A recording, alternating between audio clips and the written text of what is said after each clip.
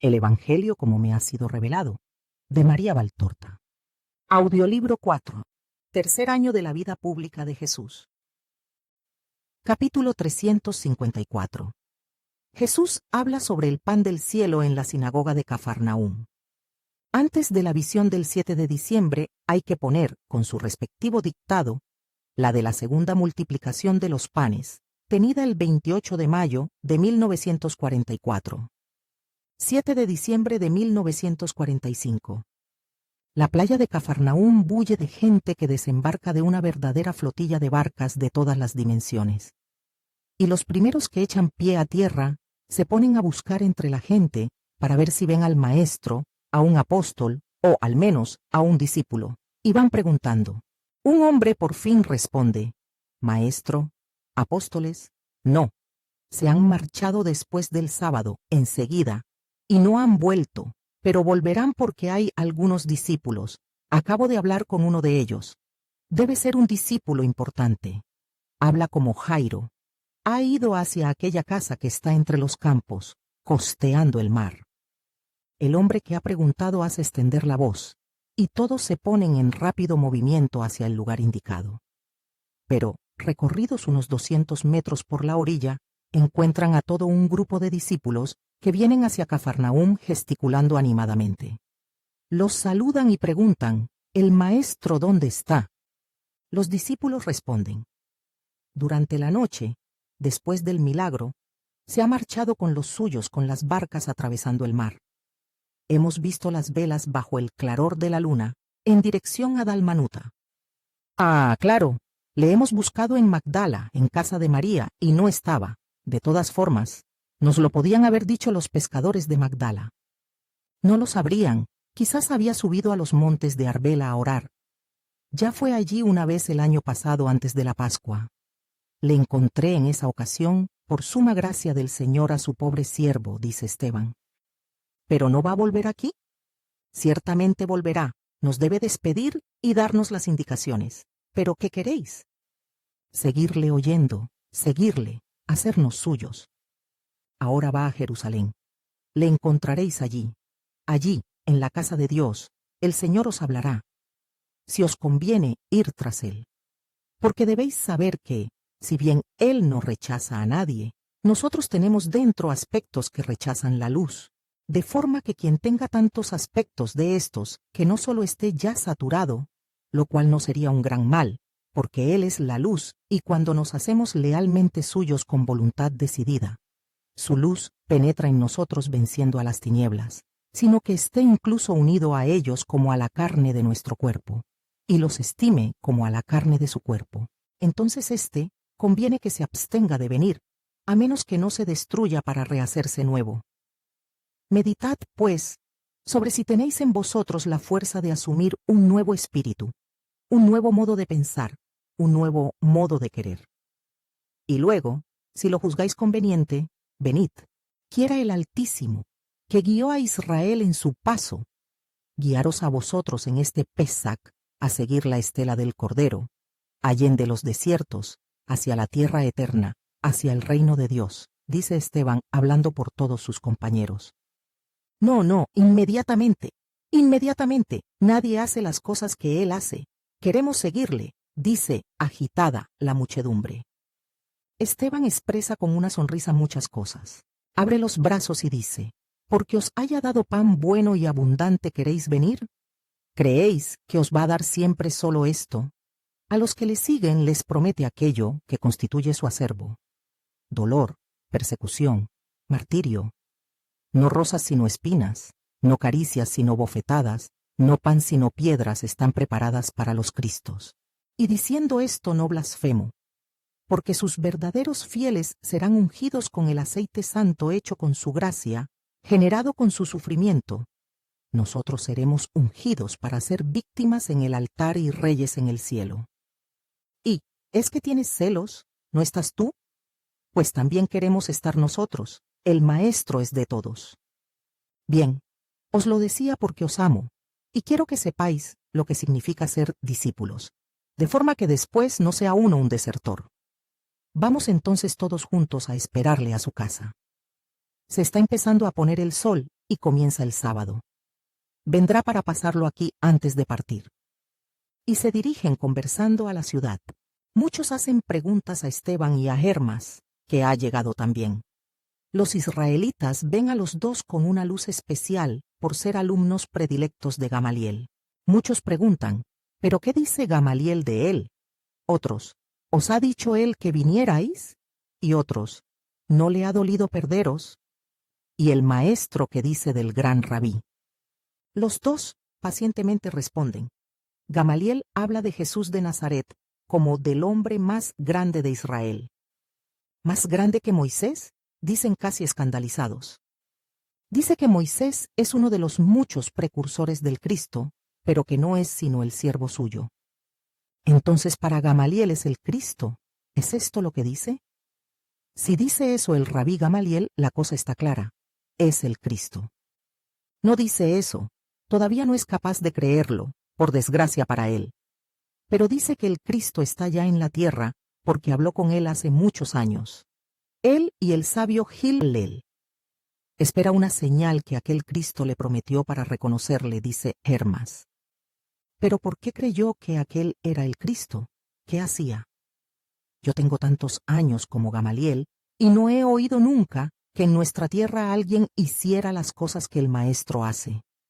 Si no se convence con estos milagros, ¿qué vio de milagroso en aquel Cristo para poder creer en él?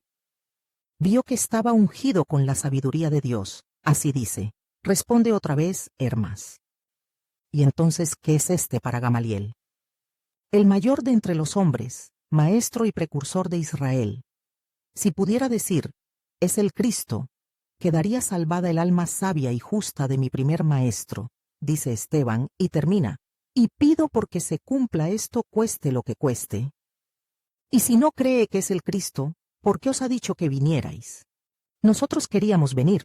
Nos ha dejado venir diciendo que estaba bien venir. Quizás para sacar informaciones y referírselas al Sanedrín, insinúa uno. ¿Qué dices? Gamaliel es una persona honesta. No espía al servicio de nadie, y menos al servicio de los enemigos de un inocente, reacciona inmediatamente Esteban, y tanto es su desdén, casi radiante, santamente indignado, que parece un arcángel. De todas formas le habrá dolido perderos, dice otro. Sí y no. Como hombre que nos quería, sí, como espíritu muy recto, no. Porque dijo, él es más que yo y más joven, por tanto podré cerrar los ojos, en paz respecto a vuestro futuro, sabiendo que sois del maestro de los maestros. Y Jesús de Nazaret, ¿qué dice del gran rabí? Solo tiene para él palabras selectas. ¿No le tiene envidia? Dios no envidia, dice Hermas en tono severo. No hagas suposiciones sacrílegas. Pero para vosotros entonces, ¿es Dios? ¿Estáis seguros? Y los dos, a una sola voz, como de que estamos vivos en este momento. Y Esteban termina, y os exhorto a que queráis creerlo también vosotros para obtener la verdadera vida. Están otra vez en la playa, que se ha transformado en plaza. La atraviesan para ir a la casa. En la puerta está Jesús acariciando a unos niños. Discípulos y curiosos se aglomeran y preguntan, Maestro, ¿cuándo has venido? Hace unos momentos. El rostro de Jesús presenta todavía esa majestuosidad solemne un poco extática de cuando ha orado mucho. ¿Has estado en oración, maestro? Pregunta Esteban en voz baja por reverencia. Y, por el mismo motivo, tiene inclinado su cuerpo. Sí, ¿qué te lo hace pensar, hijo mío? Pregunta Jesús mientras le pone, con una dulce caricia, la mano sobre su pelo obscuro. Tu rostro de ángel. Yo soy un pobre hombre, pero tu aspecto es tan límpido que en él se leen los latidos y acciones de tu espíritu. También el tuyo es límpido. Tú eres uno de esos que permanecen niños. ¿Qué hay en mi rostro, Señor? Ven aparte y te lo digo. Y le toma de la muñeca y le llevan a un pasillo obscuro. Caridad, fe, pureza, generosidad, sabiduría. Te las ha dado Dios. Tú las has cultivado y las cultivarás más todavía. En fin, de acuerdo con tu nombre, tienes la corona, de oro puro, con una gran gema que brilla en la frente. En el oro y en la gema hay dos palabras grabadas, predestinación y primicia. Sé digno de tu destino, Esteban. Ve en paz con mi bendición. Y le pone nuevamente la mano en el pelo, mientras Esteban se arrodilla para luego inclinarse y besar los pies de Jesús. Vuelven a donde los demás. Esta gente ha venido para escucharte, dice Felipe. Aquí no se puede hablar, vamos a la sinagoga. Jairo se pondrá contento. Jesús delante, detrás el cortejo de los demás, se encaminan hacia la bonita sinagoga de Cafarnaúm. Jesús es saludado por Jairo y luego entra. Ordena que todas las puertas queden abiertas para que los que no logren entrar puedan oírle desde la calle y la plaza, que están a los lados de la sinagoga. Jesús va a su sitio, en esta sinagoga amiga en que hoy, por buena ventura, no están los fariseos, quizás se han puesto ya en marcha pomposamente hacia Jerusalén. Empieza a hablar. En verdad os digo, me buscáis no por escucharme, y por los milagros que habéis visto, sino por el abundante pan que os he dado, gratis, con que saciar vuestra hambre. Las 3/4 partes de vosotros por esto me buscabais, y por curiosidad, viniendo de todas las partes de nuestra patria. Es, pues, una búsqueda sin espíritu sobrenatural. Domina el espíritu humano con sus curiosidades malsanas, o, al menos, de una imperfección infantil. No por ser curiosidad sencilla como la de los niños, sino deficiente cual la inteligencia de un obtuso mental. Y con la curiosidad quedan la sensualidad y el sentimiento viciado. La sensualidad, que se esconde, sutil como el demonio, de quien es hija, detrás de apariencias y en actos aparentemente buenos.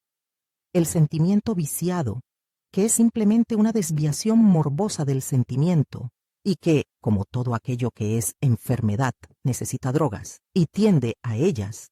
Drogas que no son el alimento sencillo, el buen pan, el agua buena, el aceite genuino, la leche pura, suficiente para vivir, y vivir bien.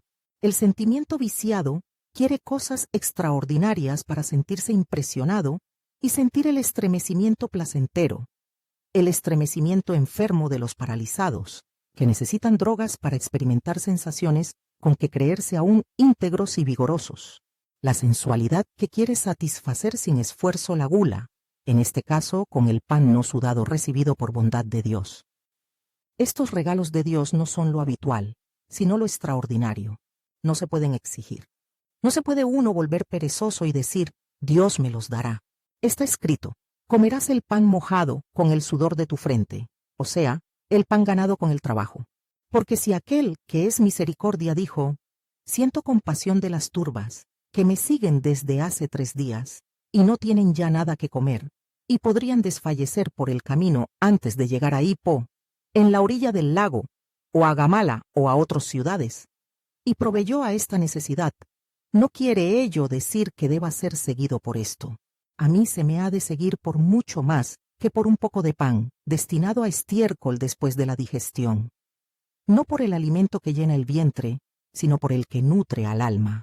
Porque no sois solo animales que deben rozar y rumiar, u osar en el plato y engordar. Sois almas. Esto es lo que sois. La carne es la vestidura, el ser es el alma la que perdura. La carne, como todo vestido, se aja y acaba, y no merece la pena ocuparse de ella, cual si fuere una perfección a la que hubiera que prestar todos los cuidados. Buscad, pues, lo que es oportuno procurarse, no lo que no lo es. Tratad de procuraros no el alimento perecedero, sino el que permanece para la vida eterna. El Hijo del Hombre os dará siempre este alimento, cuando lo queráis. Porque el Hijo del Hombre tiene a su disposición todo lo que viene de Dios, y puede darlo Él, que es el dueño, magnánimo dueño, de los tesoros del Padre Dios, que ha imprimido en Él su sello, para que los ojos honestos no sean confundidos. Y, si tenéis en vosotros el alimento imperecedero, siendo nutridos con el alimento de Dios, podréis hacer obras de Dios. ¿Qué tenemos que hacer para realizar las obras de Dios? Observamos la ley y los profetas. Por tanto, ya nos nutrimos de Dios y hacemos obras de Dios. Es verdad, observáis la ley, más exactamente. Conocéis la ley, pero conocer no es practicar. Nosotros conocemos, por ejemplo, las leyes de Roma.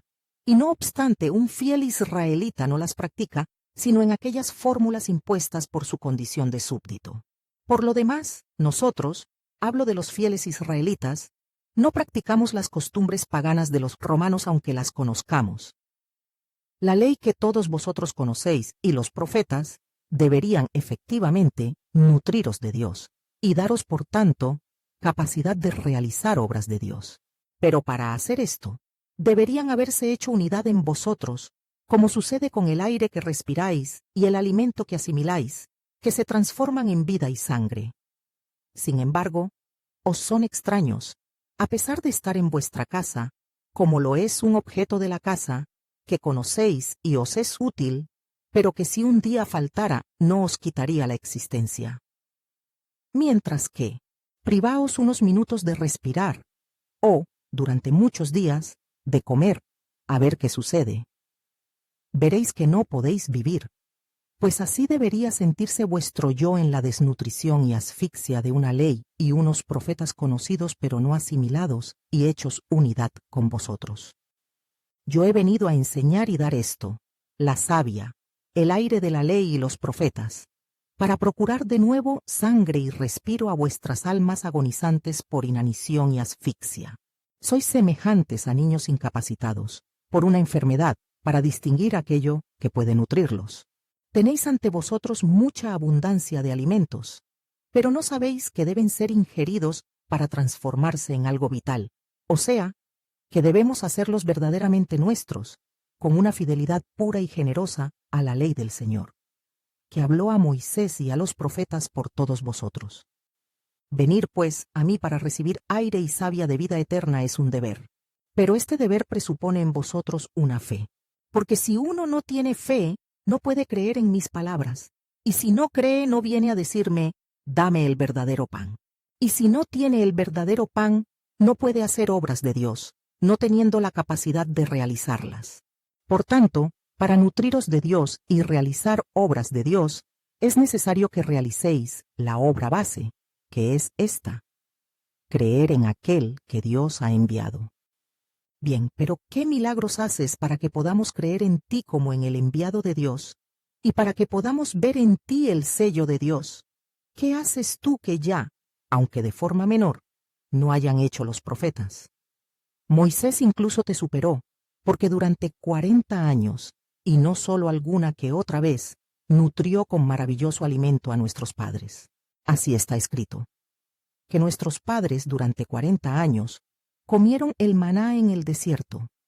Y está escrito que, por eso, Moisés, él que podía dárselo, les dio de comer pan bajado del cielo. Estáis en un error. No Moisés, sino el Señor pudo hacer eso. En el Éxodo se lee, mira, haré llover pan del cielo, que el pueblo salga y recoja la cantidad suficiente cada día. Así probaré si el pueblo camina según mi ley, y que el sexto día recoja el doble, por respeto al séptimo día, que es el sábado. Y los hebreos vieron que el desierto se cubría cada mañana de aquella cosa menuda, como algo machacado en el mortero, semejante a la escarcha de la tierra, semejante a la semilla de cilantro, con agradable sabor a flor de harina mezclada con miel.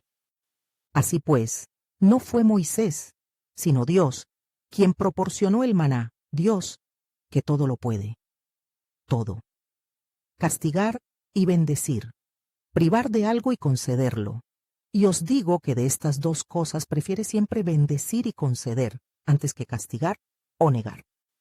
Dios, como dice la sabiduría, por amor a Moisés, de quien el eclesiástico dice que era amado de Dios y de los hombres, de bendita memoria, hecho por Dios semejante en gloria a los santos, grande y terrible para los enemigos, capaz de suscitar prodigios y poner fin a ellos, glorioso delante de los reyes, ministro suyo ante su pueblo, conocedor de la gloria de Dios y de la voz del Altísimo, custodio de los preceptos y de la ley de vida y ciencia. Dios, decía, por amor a Moisés, alimentó a su pueblo con el pan de los ángeles. Le dio un pan que bajaba del cielo, ya bien hechito, sin necesidad de trabajo, y que contenía todas las delicias, todas las suavidades de sabor. Y tened bien presente lo que dice la sabiduría. Y como venía del cielo de Dios, y revelaba su dulzura hacia sus hijos. Para cada uno tenía el sabor que cada uno quería, y en cada uno producía los efectos deseados. Era útil tanto al niño, con su estómago todavía imperfecto, como al adulto, con su apetito y digestión vigorosos, tanto a la niña delicada como al anciano caduco. Y también, para testificar que no era obra de hombre, subvirtió las leyes de los elementos, de forma que resistió al fuego ese misterioso pan que cuando salía el sol se derretía como escarcha. O más exactamente, el fuego, sigue diciendo la sabiduría, olvidó su propia naturaleza por respeto a la obra de Dios su Creador y a las necesidades de los justos de Dios. De forma que, mientras que lo que normalmente hace es inflamarse para consumir, aquí se hizo suave para hacer el bien a los que confiaban en el Señor. Por eso entonces, transformándose todo, sirvió a la gracia del Señor que a todos sustentaba, según la voluntad de quien oraba al Eterno Padre, para que sus hijos amados aprendieran que no es la reproducción de los frutos lo que alimentan a los hombres, sino que es la palabra del Señor la que conserva a quien cree en Dios. Efectivamente, el fuego no consumió, como habría podido, el suave maná, a pesar de que la llama era alta y viva, mientras que bastaba para derretirlo el suave sol de la mañana, para que los hombres recordaran y aprendieran que deben buscar los dones de Dios desde el principio de la jornada y de la vida, y que, para recibirlos, es necesario adelantarse a la luz y erguirse para alabar al Eterno desde el rayar del día. Esto les enseñó el maná a los hebreos. Yo os lo recuerdo, porque es un deber que permanece, y permanecerá, hasta el final de los siglos. Buscad al Señor y sus dones celestes, sin ser perezosos, hasta las postreras horas del día o de la vida. Levantaos para alabarle antes incluso de que lo haga el naciente sol. Alimentaos con su palabra, que conserva, preserva y conduce a la vida verdadera. No fue Moisés el que os dio el pan del cielo, en verdad, fue el Padre Dios el que lo dio, y ahora, verdad de las verdades, es mi Padre el que os da el verdadero pan, el pan nuevo, el pan eterno que baja del cielo. El pan de misericordia, de vida, el pan que da al mundo la vida, que calma toda hambre y elimina toda flaqueza, el pan que da, a quien lo toma, la vida eterna y la eterna alegría. Danos, Señor, ese pan, y ya no moriremos. Vosotros moriréis como muere todo hombre. Pero, si os alimentáis santamente con este pan, resucitaréis para vida eterna, porque hace incorruptible a quien lo come. Respecto a dároslo, será dado a quienes se lo piden a mi Padre con puro corazón, recta intención y santa caridad. Por eso he enseñado a decir, danos el pan cotidiano. Pero los que se nutran indignamente con este pan, vendrán a ser un hervidero de gusanos infernales, como los gomor de maná, conservados en contra de la orden recibida. Ese pan de salvación y vida se transformará para ellos en muerte y condena. Porque el sacrilegio más grande lo cometerán aquellos que pongan ese pan en una mesa espiritual corrompida y fétida, o lo profanen mezclándolo con la sentina de sus incurables pasiones. Más les valdría no haberlo tomado nunca. Pero ¿dónde está este pan? ¿Cómo se halla? ¿Qué nombre tiene? Yo soy el pan de vida, en mí se halla. Su nombre es Jesús. Quien viene a mí no tendrá ya hambre, y quien cree en mí no tendrá ya sed, porque los ríos celestes verterán sobre él sus aguas y extinguirán toda sed material. Ya os lo he dicho, ya me habéis conocido. Y a pesar de todo, no creéis. No podéis creer que todo está en mí. Y sin embargo, es así. En mí están todos los tesoros de Dios. Todas las cosas de la tierra me han sido dadas. De forma que en mí se reúnen el glorioso cielo y la tierra militante. E incluso está en mí la masa, la que purga y espera, de los muertos en gracia de Dios. Porque todo poder está en mí, y a mí me es dado todo poder. Y os digo que todo lo que el Padre me da vendrá a mí, y no rechazaré a quien venga a mí, porque he bajado del cielo no para hacer mi voluntad, sino la de aquel que me ha enviado. Y la voluntad del Padre mío, del Padre que me ha enviado, es esta: que no pierda ni siquiera uno de los que me ha dado, sino que los resucite en el último día. Ahora bien, la voluntad del Padre que me ha enviado es que todo el que conoce al Hijo y cree en Él tenga la vida eterna, y yo le pueda resucitar en el último día, viéndole nutrido de la fe en mí y signado con mi sello. Se oye no poco rumor en la sinagoga, y fuera de ella por las nuevas e intrépidas palabras del Maestro, el cual, tras un momento para recuperar el aliento, vuelve sus ojos centelleantes de arrobamiento hacia el lugar donde más se murmura. Son exactamente los grupos en que hay judíos. Reanuda su discurso. ¿Por qué murmuráis entre vosotros? Sí, yo soy el hijo de María de Nazaret, hija de Joaquín de la estirpe de David, virgen consagrada en el templo, luego casada con José de Jacob, de la estirpe de David. Muchos de vosotros conocieron a los justos que dieron vida a José, carpintero regio, y a María, virgen heredera de la estirpe regia. Por ello murmuráis, ¿cómo puede éste decir que ha bajado del cielo? Y surge en vosotros la duda. Os recuerdo a los profetas, sus profecías sobre la encarnación del Verbo. Os recuerdo también cómo, más para nosotros israelitas que para cualquier otro pueblo, es dogmático, que aquel que no osamos nombrar no podía darse una carne según las leyes de la humanidad, y de una humanidad, además, caída. El purísimo, el increado, si se ha humillado haciéndose hombre por amor al hombre, no podía sino elegir un seno de virgen más pura que las azucenas para revestir de carne su divinidad.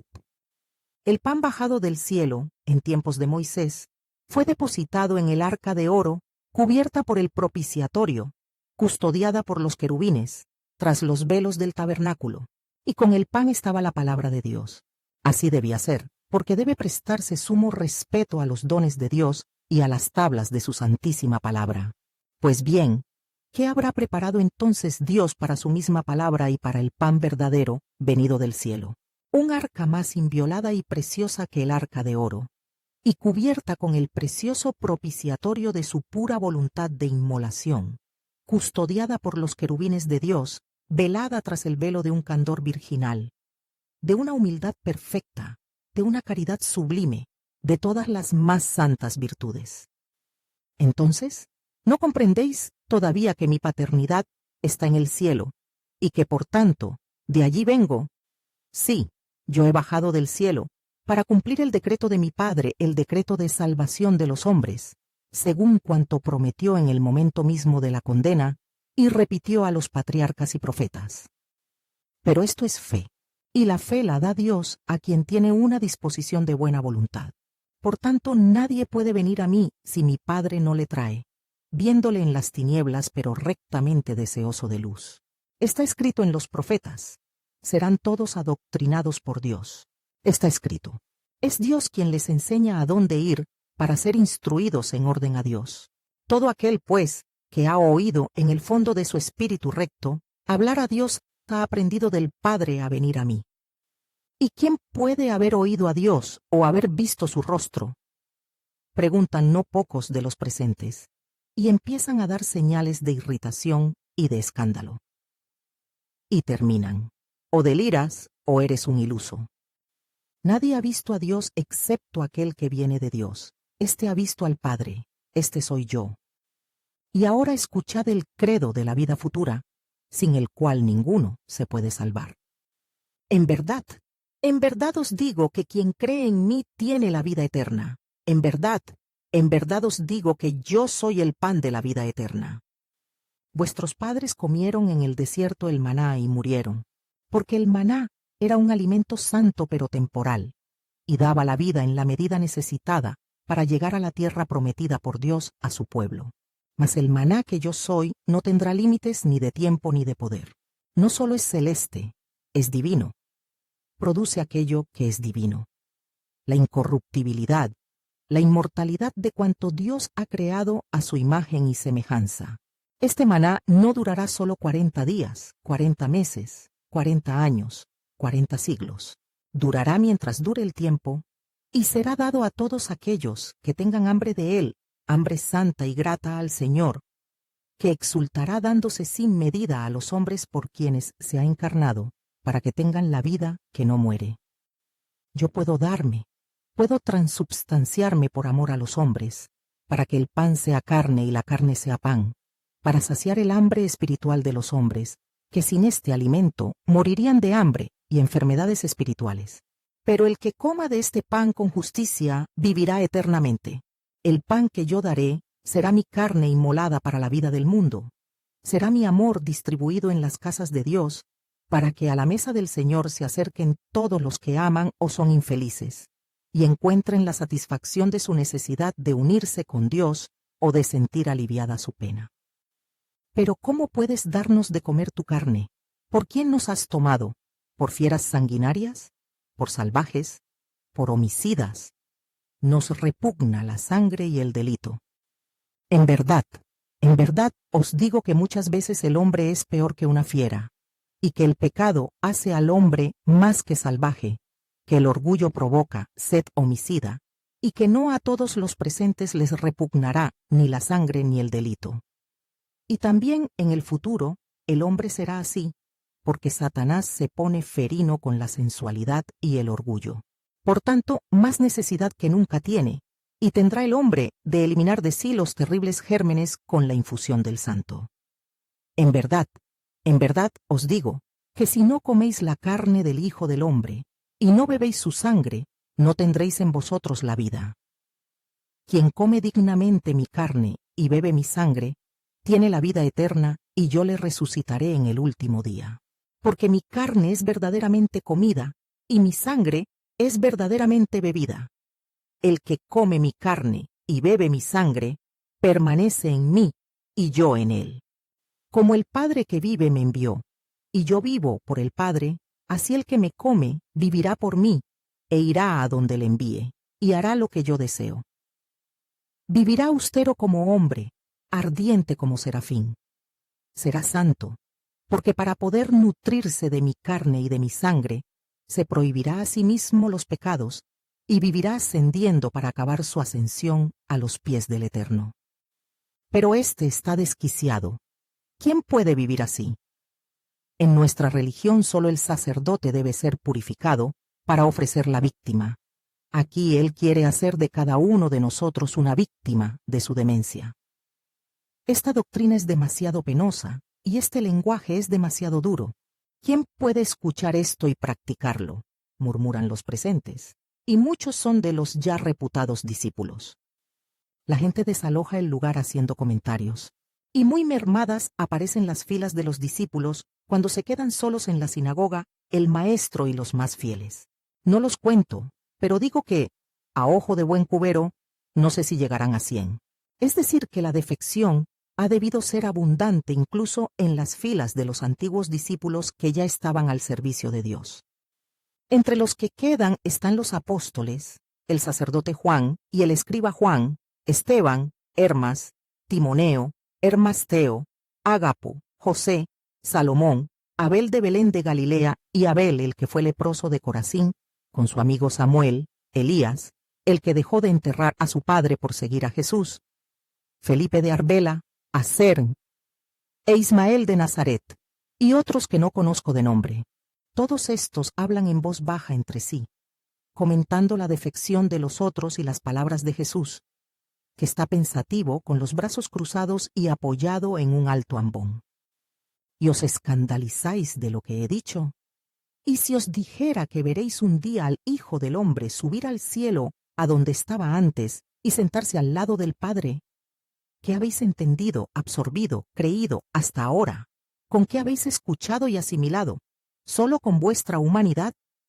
Es el Espíritu lo que vivifica y tiene valor.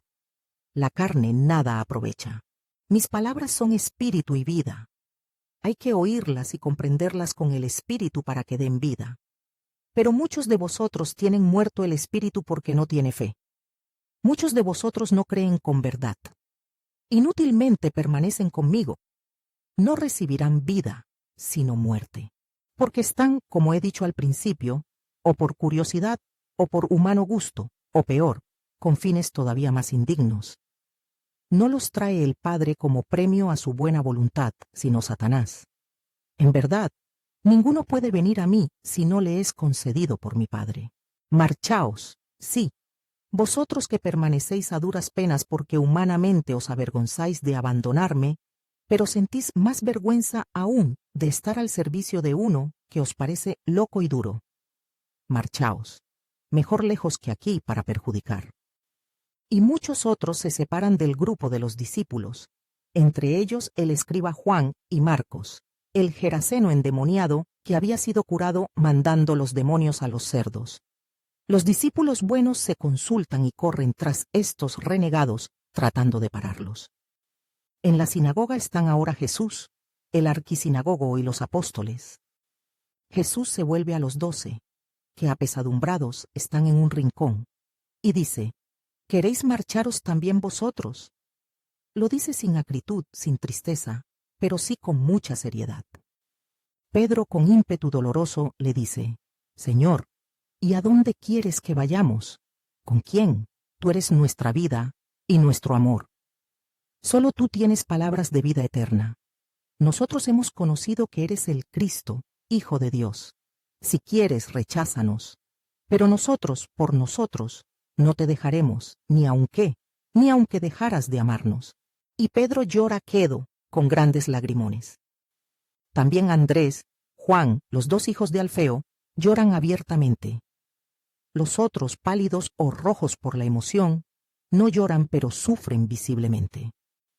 ¿Por qué habría de rechazaros? ¿No os he elegido yo a vosotros 12? Jairo prudentemente se ha retirado para dejar a Jesús que conforte o reprenda a sus apóstoles. Jesús, notando su silencioso alejamiento, sentándose abatido, como si la revelación que hace le costase un esfuerzo superior a lo que puede hacer, cansado, disgustado, apenado, dice: y sin embargo, uno de vosotros es un demonio. La frase cae lenta, terrible, en la sinagoga en que la única cosa alegre es la luz de las muchas lámparas. Y ninguno se atreve a decir nada, pero se miran unos a otros con pávido horror, angustiosamente inquisitivos. Y cada uno, con un interrogante aún más angustioso e íntimo, se examina a sí mismo. Pasa un tiempo en que ninguno se mueve. Jesús está ahí, solo, en su asiento, con las manos cruzadas encima de las rodillas y la cara baja. La alza, en fin, y dice: Venid. ¿No me he vuelto leproso, o creéis que lo soy? Entonces Juan corre adelante, se enrosca a su cuello y dice: Contigo entonces en la lepra, mi único amor. Contigo en la condena, contigo en la muerte, si crees que te espera eso. Y Pedro se arrastra hasta sus pies, los toma y los pone encima de sus hombros y dice entre singultos: Aquí, aprieta, pisa. Pero evita que piense que desconfías de tu Simón. Los otros, viendo que Jesús acaricia a los 2 primeros, se acercan y besan a Jesús en el vestido, en las manos, en el pelo. Solo Judas Iscariote osa besarle en la cara. Jesús se levanta de repente, y su reacción es tan improvisa que casi le aparta bruscamente y dice: Vamos a casa, mañana por la noche partiremos con las barcas hacia Hippo.